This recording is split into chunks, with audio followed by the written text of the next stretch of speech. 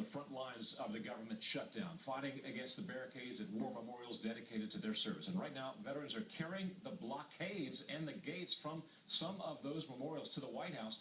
Peter Ducey live on the National Mall where the action is happening now. Peter?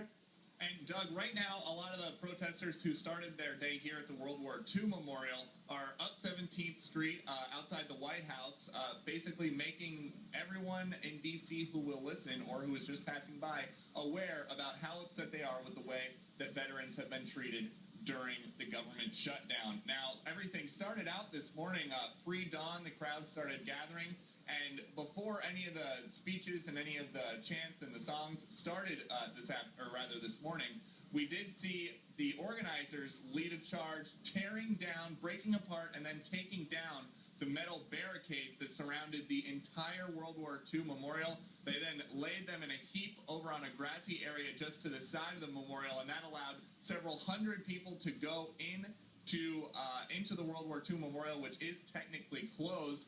The police were not really having a huge presence here this morning, and they just let everybody right in. We saw in the distance a similar scene on the steps of the Lincoln Memorial this morning. We saw some folks basically just creating a big nuisance for the park police and park rangers as they tried to set up some barricades there.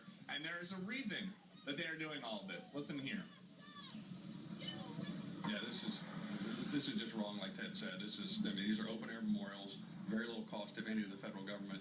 And these are for our honored war dead. And we're just not going to stand by and let this happen. And what do you both hope to see happen after today's rally? I'd like to see the politicians get their acts together and quit punishing the citizens.